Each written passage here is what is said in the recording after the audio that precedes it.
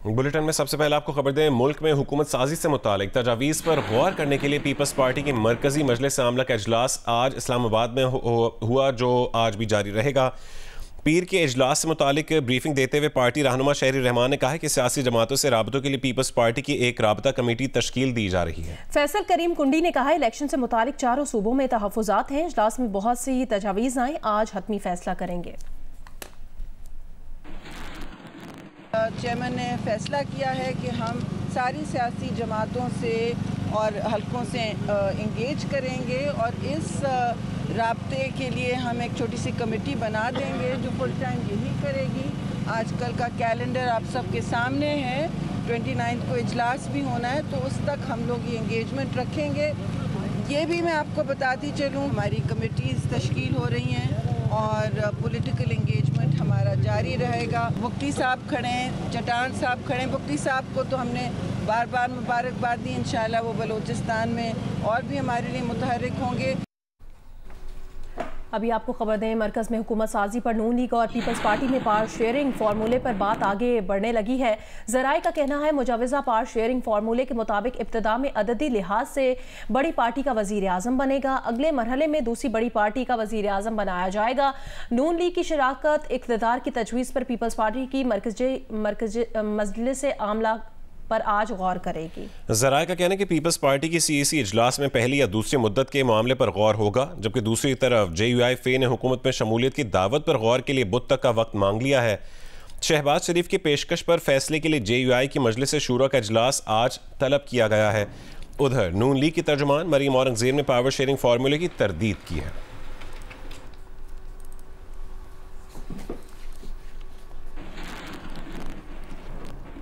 और मुस्लिम लीग नून के सीनियर रहनुमा ख्वाजा मोहम्मद आसिफ ने कहा है कि अक्सरियत हमारे पास है, वज़ारत उज़्मा नून लीग का हक है, 3 साल में मुल्क मुस्तहकम करेंगे। 3 साल बाद हुकूमत दूसरी जमात को देना दानिशमंदाना फैसला नहीं होगा। जियो न्यूज़ के प्रोग्राम आज शाहज़ेब खानज़ादे के साथ में गुफ्तगू करते हुए उन्होंने कहा है कि हम पंजाब को दूसरे सूबों के लिए मिसाल बनाएंगे। उन्होंने कहा, हम बताएंगे सूबों में हुकूमत और इंतजामात किस तरह चलाए जाते हैं। MQM के साथ मुस्बत बातचीत हुई, कराची में पानी और दहशतगर्दी के मसाइल हैं, पहले भी मियाँ साहब ने कराची के मसाइल हल किए हैं।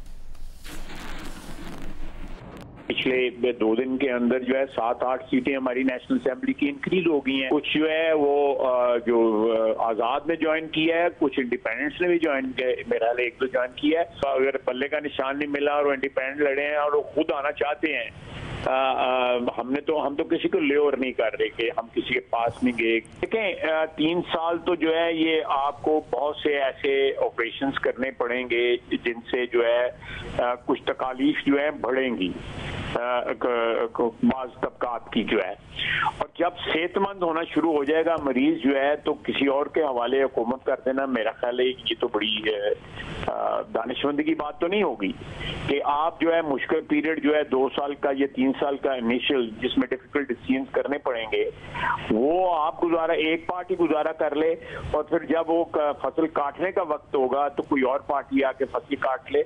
मेरा ख्याल है ये कोई भी पार्टी नहीं इस पे एग्री करेगी, ना पीपल्स पार्टी एग्री करेगी, ना PMLN एग्री करेगी। मेजॉरिटी हमारे पास है। मैं फिर अपना जाती ओपिनियन कहूंगा कि PMLN का हक बनता है कि हम प्राइम मिनिस्टर हमारा हो। PTI के हिमायत याफ्ता आज़ाद रुकने कौमी असम्बली लतीफ़ खोसा ने कहा कि हम मज़ीद 50 नशिस्तें मिलने का इंतजार करेंगे, मिल गई तो अकेले हुकूमत बनाएंगे, ना मिली तो अपोजिशन में बैठेंगे। जियो न्यूज़ के प्रोग्राम आज शाहज़ेब खानज़ादे के साथ में गुफ्तगू करते हुए उन्होंने कहा कि जिस पार्टी के पास सबसे ज़्यादा अरकान हो उसे ही हुकूमत बनाने के लिए मदऊ किया जाता है। मखलूत हुकूमत बनाने का हमारा तजर्बा कामयाब नहीं रहा। एक वसीम कादिर के सिवा हमारे बाकी सब अरकान साथ खड़े हैं। भाई इसके कि ये जो वसीम कादिर साहब हैं, वसीम कादिर साहब का तो अगवा हुए और सॉफ्टवेयर उनका जो है रारी उनकी जो है घुमा दी गई, जो भी हुआ।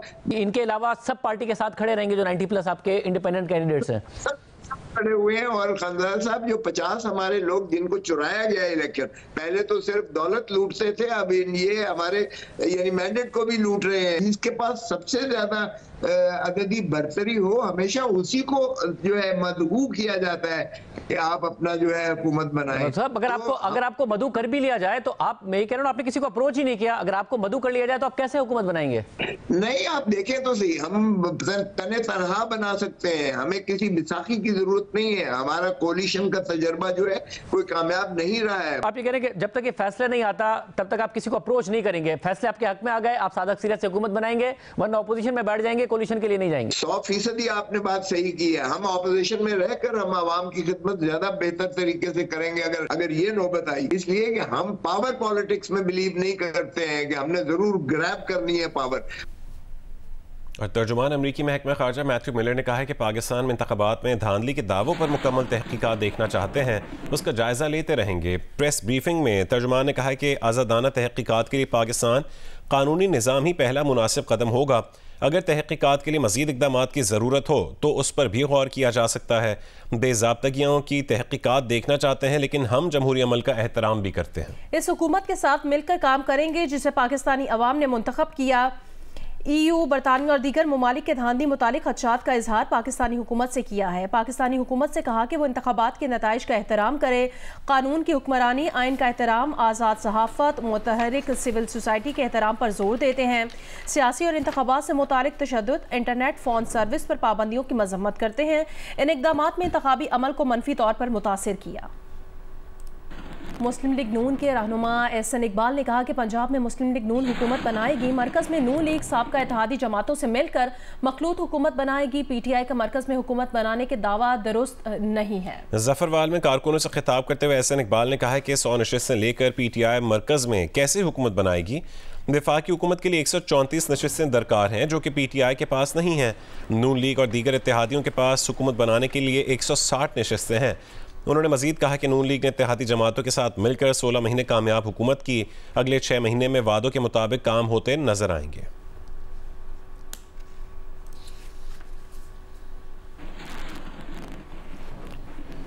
और यहाँ आपको खबर दें, चकवाल के थाना सिटी के इलाके मजदलफा टाउन में 6 अफराद कत्ल कर दिए गए। पुलिस का कहना है कि शफकत सलीम ने 15 पर कॉल करने के बाद खुद को भी गोली मारकर खुदकुशी कर ली है। बेटियों की उम्रें 14 और 16 साल जबकि 2 बेटों की उम्रें 13 और 17 साल थी। इब्तदाई तफ्तीश के मुताबिक मुलजिम ने घरेलू हालात से तंग आकर अहले खाना को कत्ल करके खुदकुशी की।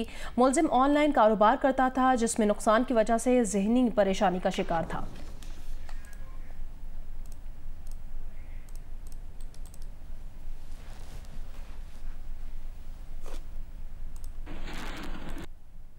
और अभी आपको खबर दें कि कराची में सुबह सवेरे काले बादल छा गए हैं। महकमा मौसमियात का कहना है शहर में आज बूंदाबांदी या हल्की बारिश भी हो सकती है। तफसील बताएंगे कमर अली मस्तोई। शहर का मौसम जो है वो इंतहाई खूबसूरत हो रहा है, काले बादल जो है वो छाए हुए हैं और महकमा मौसमियात का कहना है कि आज शहर में हल्की बारिश और बूंदाबांदी भी हो सकती है, क्योंकि मुत्तहिदा अरब इमारात और मशरिक़ वस्ता में तेज़ हवाओं और जालाबारी का सबब बनने वाला सिस्टम आज पाकिस्तान पहुँचने का इम्कान है, जिसके बायस जो मकरान के जो साहिली इलाके हैं वहाँ पर तेज़ बारिश हो सकती है, तेज़ हवाओं के साथ जो है वो तेज़ बारिश हो सकती है। साथ साथ कराची में भी आज जो है वो हल्की बारिश और बूंदाबांदी होगी। शदीद धुंध की वजह से मोटरवे M2 लाहौर से शेखुपुरा और फैजपुर से काला शाकाकू तक बंद है, जबकि M3 लाहौर से रजाना तक बंद है। लाहौर से आलकोट मोटरवे भी बंद कर दी गई है। नारोवाल की तहसील शकरगढ़ में गुज़श्ता रात से धुंध का सिलसिला जारी है। तफसील बताएंगे GU न्यूज़ के नुमाइंदे मंजूर हुसैन। जी, शकरगढ़ और गिरदों में गुज़िश्ता रात से ही शदीद धुंध का सिलसिला जारी है। धुंध अब खेतों खलियानों से निकलकर आबादियों कर रही है। ट्रैफिक की रवानी मुतासर है, सर्दी में इजाफा हो गया है। ट्रैफिक पुलिस का कहना है कि नूरकोट से लेकर करतारपुर तक हद निगाह महज 20 मीटर है, जबकि करतारपुर से लेकर जसड़ और कक्के के मोड़ तक हद निगाह कहीं 10 मीटर और कहीं 30 मीटर है। ट्रैफिक पुलिस ने खबरदार किया है कि मुसाफिर गैर ज़रूरी सफ़र से इज्तनाब करें, फोक लाइट्स का इस्तेमाल करें और हो सके तो कितारों की सूरत में सफ़र करें। जी, 8 फरवरी के इंतखाबी नताइज में मुबैना धांधली के खिलाफ बलोचिस्तान में 5 रोज़ से एहतजाज और धरना जारी है। मुजाहरों के बायस बलोचिस्तान का मुल्क भर से ज़मीनी राब्ता मुनक़ता हो गया है। तफसील देंगे GU न्यूज़ के नुमाइंदे नूर जमान अचकज़ई। आज 8 फरवरी के इंतखाबात के बाद से बलूचिस्तान के मुख्तलिफ सियासी जमातों और आज़ाद उम्मीदवारों ने नताइज में रद्द-ओ-बदल के इल्ज़ाम लगाए गए, जिसके बाद से धरनों और एहतजाज का सिलसिला शुरू हो चुका है। बलूचिस्तान के इस वक्त 30 मकामात पर धरने दिए जा रहे हैं। चमन में तमाम जो बैंक थे, नादरा, पासपोर्ट और दीगर जो सरकारी निजी दफातर थे, वो भी मकामी इंतजामिया ने बंद कर दिए, चूँकि सूरत कशीदा है। चमन के डिप्टी कमिश्नर ऑफिस के सामने धरना दिया जा रहा है। जो सरकारी और निजी अमला के वहाँ पर FC पुलिस के दस्ते तैनात कर दिए गए हैं। ये आप देख सकते हैं चमन का मेन बाजार है, कोई रेडी नजर आ रहा है, ना कोई सब्जी या फल फरोश नजर आ रहा है। यहाँ पर ट्रैफिक एहलकार भी मौजूद है। परसों से कोई चीज नहीं मिल रही है, सारा बेचारे सब्जी के पीछे फिर रहा है। कोई अभी अगर कोई 500 रुपये में खरीदना चाहे भिंडी मिल सकता है? नहीं मिल सकता है, 500 रुपये भी नहीं मिल सकता है। कोई चीज है नहीं, कहाँ से मिल जाए? तो यहाँ चमन में कोई खेती वगैरह नहीं है, कोई बागात नहीं है, तो सारा लोग फिर रहा है बेचारे, कोई चीज नहीं मिल रहा है चमन में। मतलब अगर कोई 500 से 600 रुपये भिंडी या सब्जी खरीदना चाहे, वहाँ पर स्टॉक खत्म हो चुके हैं। आगे मैंने आपको बताया, इलेक्शन कमीशन ने आम इंतखाबात में धांधली के इल्जामात को यकसर मुस्तरद कर दिया है। तर्जुमान का कहना है कि इक्का दुक्का वाक़यात से इनकार नहीं और उनके तदारुक के लिए मुतालिका फोरम्स मौजूद हैं। 2018 के आम इंतखाबात में पहला नतीजा सुबह 4 बजे मौसूल हुआ था, जबकि 2024 में पहला नतीजा रात 2 बजे मौसूल हुआ। 2018 में नताइज तकरीबन 3 दिन में मुकम्मल हुए। 2024 में कुछ हलकों के अलावा 1.5 दिन में इंतखाबी नताइज मुकम्मल हुए। रिपोर्ट करेंगी नौशीन यूसुफ। तर्जुमान इलेक्शन कमीशन का कहना है कि इंतखाबात के इनेकाद से पहले और इंतखाबी अमल के दौरान इलेक्शन कमीशन को बेपनाह चैलेंजेस दरपेश थे। बलूचिस्तान और खैबर पख्तूनख्वा में दहशतगर्दी के वाकयात ने इंतखाबात के इनेकाद को एक चैलेंज बना दिया। ऐसी सूरत हाल में इंतखाबी अमल और बिलखसूस नताइज की तेजी के लिए इंसानी जानों को खतरात में झोंकने से पूरे इंतखाबी अमल के सबोताज होने का खतरा मौजूद था। इसके तदारुक के लिए तरजीही इकदाम किए गए। सिक्योरिटी इदारों के मशवरे पर विफाकी हुकूमत ने मोबाइल फोन सर्विस बंद की। बाज मकामात पर हारने वाले उम्मीदवारों के हामियों ने शाहराहों पर धरने दिए, जिससे पोलिंग अमले को नकलो हमल में मुश्किलात पेश आईं। बलूचिस्तान के बाज इलाकों में पोलिंग अमले और सामान की नकलो हमल के लिए हेलीकॉप्टर भी इस्तेमाल करना पड़ा। तर्जुमान इलेक्शन कमीशन के मुताबिक मुल्क के कई हिस्सों में सिक्योरिटी की सूरत हाल और कोऑर्डिनेशन में आसानी के लिए 5 से 6 रिटर्निंग ऑफिसर्स के दफातर एक ही जगह बनाए गए। इन दफातर पर पोलिंग अमले की आमद से रश बढ़ा और कई जगहों पर रिटर्निंग ऑफिसर्स के दफातर के सामने बेपनाह हुजूम भी इकट्ठा हुआ, जिससे अमले को पोलिंग मटीरियल जमा करने में मुश्किलात पेश आईं, जिनका इंतखाबी नताइज की तैयारी पर असर पड़ा। तर्जुमान इलेक्शन कमीशन का कहना है कि EMS का बुनियादी काम RO के दफ्तर में प्रिजाइडिंग ऑफिसर के जरिए जमा कराए गए नताइज की तैयारी थी। RO के दफ्तर में नस्ब EMS निजाम ने तसल्ली बख्श काम किया, ताहम प्रिजाइडिंग ऑफिसर्स के फोन में EMS मोबाइल ऐप को फॉर्म 45 ROs को भेजने के लिए इंटरनेट की जरूरत थी, जो बंद था। तर्जुमान के मुताबिक इन मुश्किलात और मसाइल के बावजूद इलेक्शन कमीशन 8 फरवरी को इलेक्शन के अमल को पुरअमन और मुनज़्ज़म रखने में कामयाब रहा। इलेक्शन कमीशन इन दिनों में भी दफ्तरी औकात और दफ्तर के बाद भी देर तक शिकायत को वसूल कर रहा है और इन पर फौरी फैसले भी किए जा रहे हैं। नौशीन यूसुफ, जियो न्यूज़, इस्लामाबाद। सीनियर सियासतदान फैसल वावडा ने कहा कि शहबाज शरीफ के वजीर आजम बनने के चांसेस ज्यादा हैं। कैपिटल टॉक में बात करते हुए तहरीक इंसाफ के शुएब शाहीन ने कहा, तहरीक इंसाफ के मजीद अरकान अपनी वफादारियां तब्दील नहीं करेंगे, हल्के के अवाम लोटों का जीना धूपर कर देंगे। आपके ख्याल में वजीर आजम कौन होगा?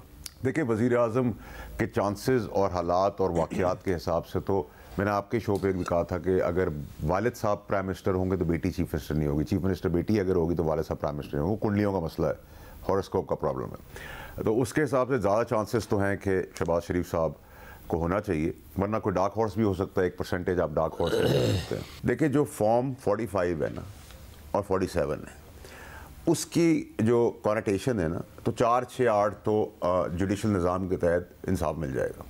बाकी वो कागज़ दोनों जीतने वाले और हारने वाले के पास, उसमें भुट्टे या छोले आप खा सकते हैं। ये रिकॉर्ड का हिसाब बना लीजिएगा। यानी कि फॉर्म 45 की कोई अहमियत नहीं है। 45, 47 हारने वाले के पास भी है, जीतने वाले के पास भी है। आपकी पार्टी के अंदर जिन लोगों को टिकटें दी गई या दिलवाई गई, उसमें मैनिपुलेशन हुई और जानबूझ के उसमें कुछ ऐसे लोगों को भी टिकट दे दी गई जिन्होंने छोड़ के जाना था। मेरा ख्याल है कि ऐसा आगे नहीं होगा, लेकिन एक बात बताऊं, इलाके के लोगों ने इनका जीना हराम कर देना है। जो शख्स लोटा बनेगा, जो इतनी बड़ी बेगैरती करेगा कि कसम अल्लाह की कसम उठा के एहतजाज जरूर करें लोटों के खिलाफ, लेकिन वायलेंस नहीं होना चाहिए। बिलावल साहब शेर का रास्ता रोकना चाहते थे, लेकिन अब शेर जो है वो चल कर बिलावल साहब के पास जा रहा है और दरख्वास्त कर रहा है कि आइए हमारे साथ मिल के हुकूमत बनाएं। अनफॉर्चुनेटली जो इस वक्त असम्बली में सियासी जमातों की सीटों की पोजीशन है, उसमें कोई भी जमात इस पोजीशन में नहीं है कि वो हुकूमत बना ले। उसके लिए आपको दूसरी जमातों के साथ बात करना वो ज़रूरी है, वो मजबूरी है मौजूदा हालात की, और वो करनी पड़ रही है। गवर्नर सिंध कामरान टिसोरी ने बुजुर्ग सियासतदान चौधरी शुजात हुसैन और पीर पगारा से टेलीफोनिक रब्ता किया। गवर्नर सिंध ने दोनों सियासतदानों से मुल्क की सियासी और मुआशी सूरत हाल में बेहतरी के लिए किरदार अदा करने की दरख्वास्त की। कहा, इंतखाबात के बाद पूरी दुनिया की नज़रें पाकिस्तान पर हैं। आप समेत तमाम बड़ों से अपील है कि मुल्क के मफाद और इस्तेहकाम की खातिर मिलकर बैठें।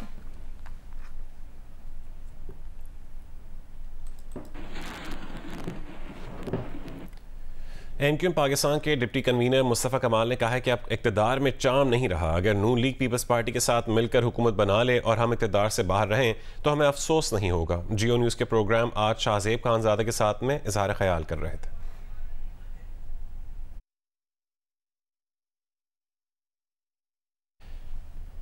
आज हमारे पास एक सॉलिड डॉक्यूमेंट है जिसमें हम 3 आईनी तरमीम चाहते हैं। आप और उस आईनी तरमीम में हम वज़ीर आज़म वज़ीर आला की तरह लोकल गवर्नमेंट के महकमे आइन में लिखवाना चाहते हैं। हम जो NFC अवार्ड जहाँ से दिया जा रहा है और सूबों को बढ़ जाता है, वो सूबे आगे पैसे नहीं देते, हम वहीं से डिस्ट्रिक्ट का अवार्ड दिलवाना चाहते हैं। जहाँ से NFC अवार्ड मिल रहा है वहीं से आप डिस्ट्रिक्ट की डिस्ट्रीब्यूशन तमाम पाकिस्तान भर की कर दें और कराची और सिंध के तमाम शहरी इलाकों की भी कर दें। तीसरी बात हम लिखवाना चाहते हैं कि जब तक मुल्क में इलेक्टेड लोकल गवर्नमेंट नहीं, जब तक मुल्क में लोकल गवर्नमेंट के इलेक्टेड इलेक्शन नहीं होने चाहिए, जनरल इलेक्शन। आज हमारे पास 17 सीटें हैं और पीपल्स पार्टी इस पोजीशन में नहीं है कि हमसे वो बात करे, क्योंकि उन्होंने तलखी उस लेवल पे ले गए कि उन्होंने शहर पे बाकायदा एक जो है वो यलगार कर रखी थी। हम जाकर PMLN से पंजाब में जाकर बात कर रहे हैं और सिंध में रहने वाली पार्टी से ताल्लुकात हमारे ऐसे नहीं है कि हमसे बात कर सके। प्रोग्राम कैपिटल टॉक में मेज़बान हामिद मीर ने रहनुमा तहरीक इंसाफ शुएब शाहीन से बातचीत में बताया कि तहरीक इंसाफ में टिकट देने के मामले में हेरा फेरी की गई है। ऐसे लोगों को टिकट दिए गए जिन्होंने बाद में पार्टी से वफादारी तब्दील करना थी। जैसा कि वसीम कादिर के मुतालिक पहले से तहरीक इंसाफ के अंदर से ही तहरीक इंसाफ के कुछ रहनुमाओं ने बता दिया था कि वसीम कादिर पार्टी तब्दील कर लेंगे। मेज़बान हामिद मीर ने कहा है कि वो उन रहनुमाओं के नाम जानते हैं जिन्होंने वसीम कादिर को टिकट देने की मुखालफत की थी, मगर उनकी बात नहीं सुनी गई। उसके जवाब में रहनुमा तहरीक इंसाफ शुएब शाहीन खातिर खा जवाब ना दे सके और कहा कि तहरीक इंसाफ को टिकट देने के मामले में गलत फैसलों का अंजाम भुगतना पड़ा है। वसीम कादिर साहब को जब PTI ने टिकट दी थी तो उस वक्त ही इनकी पार्टी के वर्करों को अच्छी तरह पता था कि ये आदमी इनके साथ मुखलिस नहीं है। मैं आपकी पार्टी के सीनियर रहनुमाओं के नाम ले सकता हूं अगर आप चाहेंगे, जिन्होंने ये प्रेडिक्शन की थी कि ये आदमी जो है ये छोड़ के चला जाएगा, इसको टिकट ना दे। मैनिपुलेट किया गया, जानबूझ के इसको टिकट दिलवाई गई और उसने वही किया जो कि उसके बारे में खदशा था, और 3-4 इस तरह के और भी हैं। क्या आप ये मानेंगे कि आपकी पार्टी के अंदर जिन लोगों को टिकटें दी गई या दिलवाई गई उसमें मैनिपुलेशन हुई और जानबूझ के उसमें कुछ ऐसे लोगों को भी टिकट दे दी गई जिन्होंने छोड़ के जाना था? देखिए, मैं कुछ ज़्यादा तफसीलात में तो नहीं जा सकता, लेकिन इस प्रोसेस ऑफ टिकट तकसीम में मैं शामिल नहीं था। आपकी पार्टी के जो लोग टिकटों के फैसले कर रहे थे तो उन्होंने गड़बड़ की ना? कहीं देखें, अंडरस्टैंडिंग में गलती हो सकती है। नहीं, अंडरस्टैंडिंग में गलती नहीं है। किसी जगह आपकी पार्टी के 3-4 लोगों के मैं नाम नहीं इस वक्त ले रहा, वो बेचारे पहले भी काफ़ी परेशानी का शिकार रहे हैं, उन्होंने लिख के दिया कि ये बंदा छोड़ जाएगा, उसकी बात ही नहीं सुनी किसी की। नहीं तो गलत फैसला किया है तो उसका अंजाम भी फिर भुगता है। पाकिस्तान सुपर लीग के 9वें एडिशन की ट्रॉफी की रोनुमाई मुनफरिद अंदाज में की जाएगी। तकरीब आज लोहा के polo ground race course park में होगी। PCB चेयरमैन समेत तमाम टीमों के कप्तान भी शरीक होंगे। पाकिस्तान सुपर लीग 9 की ट्रॉफी की रोनुमाई लाहौर के polo ground race course park में मुनक्कद की जाएगी। ज़राए के मुताबिक ट्रॉफी की रोनुमाई की तकरीब में घुड़सवार भी होंगे। तकरीब में तमाम 6 टीमों के कप्तान और फ्रेंचाइज के मालकान भी शिरकत करेंगे। PCB के चेयरमैन मोहसिन नकवी और दीगर आला ओहदेदारान भी तकरीब में होंगे। PSL 9 का आगाज 17 फरवरी से होगा। पाकिस्तान सुपर लीग 9 के मैच ऑफिशियल्स का ऐलान कर दिया गया है। ICC एलीट पैनल के 4 अंपायर्स इवेंट में फराइज अंजाम देंगे, जबकि साबिक श्रीलंकन क्रिकेटर रोशन महनामा मुसलसल 9वीं मरतबा मैच रेफरी मुकर्रर किए गए हैं। पाकिस्तान सुपर लीग के नवे एडिशन का आगाज 17 फरवरी से होगा, जिसके लिए पाकिस्तान क्रिकेट बोर्ड ने मैच ऑफिशियल्स का ऐलान कर दिया है। आईसीसी के एलियट पैनल के 4 umpire Richard Illingworth, Chris Gaffaney, Ehsan Raza और माइकल गफ इवेंट का हिस्सा हैं। उनके अलावा पाकिस्तान के नामवर अंपायर अलीम डार, तारिक रशीद, शोजेब रजा, राशिद रियाज, फैसल आफरीदी, रुचिरा पालिया गोरगे, आसिफ याकूब, एलेक्स वाफ, अब्दुल मुकीत, मोहम्मद आसिफ, नासिर हुसैन और इमरान जावेद भी PSL के अंपायर्स पैनल में शामिल हैं। रोशन महानामा को मुसलसल नवी मरतबा मैच रेफरी की जिम्मेदारियां सौंपी गई हैं। उनके साथ अली नकवी और मोहम्मद जावेद भी होंगे। PSL के इफ्तिताई मैच में जो दिफाई चैंपियन लाहौर कलंदर्स और इस्लामाबाद यूनाइटेड के दरमियान खेला जाएगा, अलीम डार और माइकल गफ अंपायरिंग के फराइज अंजाम देंगे। मैच रेफरी के लिए मोहम्मद जावेद को जिम्मेदारी दी गई है। कायदे आज़म गोल्ड कप नेशनल पोलो चैंपियनशिप आज लाहौर में शुरू होगी। 9 गैर मुल्की खिलाड़ी भी एक्शन में दिखाई देंगे। लाहौर पोलो क्लब में कायदे आज़म गोल्ड कप नेशनल पोलो चैंपियनशिप के मुंतजमीन ने प्रेस कॉन्फ्रेंस में बताया कि चैंपियनशिप के मैचेस एबक पोलो ग्राउंड में खेले जाएंगे। चैंपियनशिप में 5 टीमें हिस्सा लेंगी, जबकि नेशनल चैंपियनशिप के मैचेस 5 चक्करों पर मुश्तमिल होंगे। मैचेस के लिए गैर मुल्की रेफरीज की खिदमात हासिल की गई हैं। पाकिस्तान के सबसे बड़े टूर्नामेंट में गैर मुल्की खिलाड़ी भी हिस्सा ले रहे हैं। टूर्नामेंट का फाइनल 25 फरवरी को खेला जाएगा। इस मौके पर ट्रॉफी की रूनुमाई भी की गई, जिसमें गैर मुल्की खिलाड़ियों ने भी शिरकत की। मारूफ हिदायतकार, सदाकार, अदाकार और टीवी मेज़बान ज़िया मोइनुद्दीन की आज पहली बरसी है। थिएटर और फिल्म इंडस्ट्री से मुंसलिक ज़िया मोइनुद्दीन को हुकूमत ने 2012 में हिलाल इम्तियाज से भी नवाजा। ज़िया मोइनुद्दीन ने बरतानवी सिनेमा और हॉलीवुड फिल्मों में भी अपने फ़न के जौहर दिखाए। मुझसे पहली सी मोहब्बत मेरे महबूब न मांग, मैंने समझा था कि तू है तो दुरख्शां है हयात, तेरा गम है तो गम दहर का झगड़ा क्या है, तेरी सूरत से है आलम में बहारों को सबात, तेरी आंखों के सिवा दुनिया में रखा क्या है। ज़िया मोइनुद्दीन 20 जून 1931 को लाइलपुर फैसलाबाद में पैदा हुए। 1949 में गवर्नमेंट कॉलेज लाहौर से ग्रेजुएशन किया। मजीद तालीम के हुसूल के लिए ऑस्ट्रेलिया और फिर इंग्लिस्तान चले गए। ज़िया मोइनुद्दीन ने रेडियो ऑस्ट्रेलिया से सदाकारी के तौर पर करियर का आगाज किया। बरतानिया में royal academy of theatre art से वाबस्तगी इख्तियार की। 1956 में वो पाकिस्तान आए, फिर एक स्कॉलरशिप पर इंग्लिस्तान चले गए, जहां उन्होंने डायरेक्शन की तरबियत हासिल की। 1962 में उन्हें फिल्म लॉरेंस ऑफ अरबिया में एक यादगार किरदार अदा करने का मौका भी मिला। 1970 में बरतानिया से वापस पाकिस्तान आए, जहां उन्होंने PTV के लिए ज़िया मोइनुद्दीन शो के नाम से स्टेज प्रोग्राम की मेजबानी की, जिसने उनकी मकबूलियत के नए रिकॉर्ड कायम किए। 1973 में Zia Moinuddin PIA arts academy के डायरेक्टर मुकर्रर कर दिए गए। ज़िया मोइनुद्दीन का उर्दू शायरी और नसरी तहरीरों को पढ़ने का मुनफरिद अंदाज दिल नशीन था, जिसकी मिसाल ढूंढे से नहीं मिलती। ये सहरा है फैला हुआ खुश्क बेबर्ग सहरा, बगुले यहाँ तुंद भूतों का अक्स मुजस्सम बने हैं, मगर मैं तो दूर एक पेड़ों के झुरमट पे अपनी निगाहें जमाए हुए हूँ। 2004 में उन्हें national academy of performing arts Karachi का डायरेक्टर मुकर्रर किया गया। हुकूमत ने ज़िया मोइनुद्दीन को 2012 में हिलाल इम्तियाज से नवाजा। अजीम आर्टिस्ट ज़िया मोइनुद्दीन 13 फरवरी को दुनिया फ़ानी से कूच कर गए। वलीद अहमद, जियो न्यूज़, कराची।